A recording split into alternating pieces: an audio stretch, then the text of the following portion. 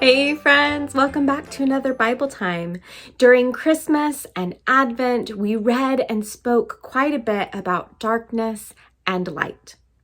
The prophet Isaiah cried out, "The people who walked in darkness have seen a great light. Those who have lived in a land of deep darkness, on them light has shined." Isaiah chapter 9, verse 2. The Christmas season was all about joyfully proclaiming the coming of that light into the world through the birth of Jesus. And now on January 6th, we reach Epiphany.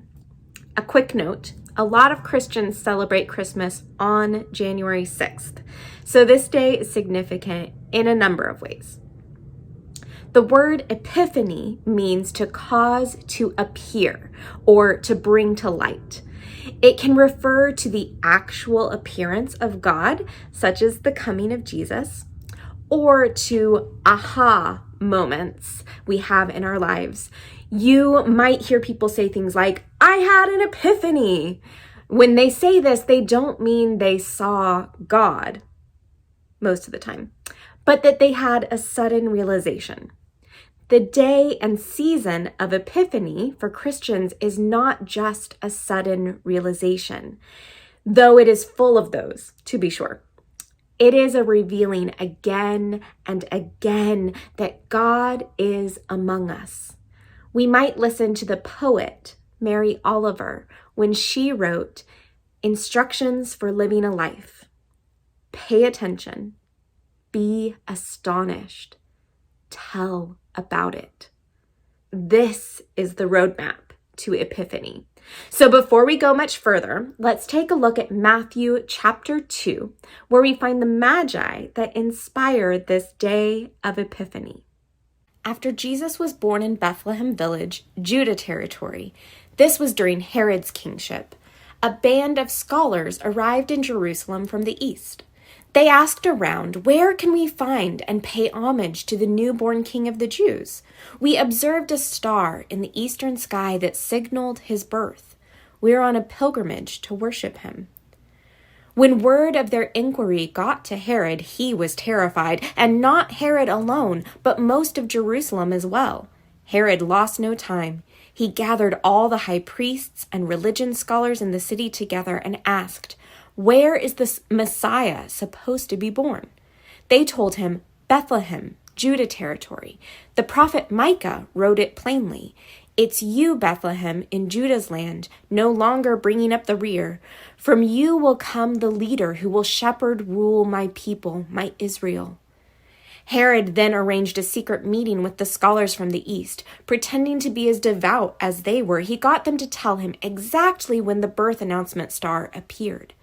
Then he told them the prophecy about Bethlehem and said, "Go, find this child.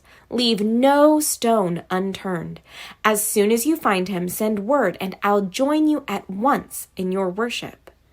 Instructed by the king, they set off. Then the star appeared again, the same star they had seen in the eastern skies. It led them on until it hovered over the place of the child. They could hardly contain themselves. They were in the right place. They had arrived at the right time.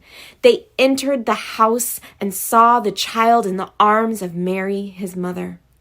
Overcome, they kneeled and worshipped him. Then they opened their luggage and presented gifts of gold, frankincense, and myrrh. In a dream, they were warned not to report back to Herod, so they worked out another route, left the territory without being seen, and returned to their own country. Friends, the story of the wise people, the Magi, the scholars searching out the new king is not just a story for us to go, "Oh, that's nice." No, pay attention. Like the wise people who searched the skies regularly for a sign of a new king who would change the world, until they saw that bright star and they followed it to Bethlehem.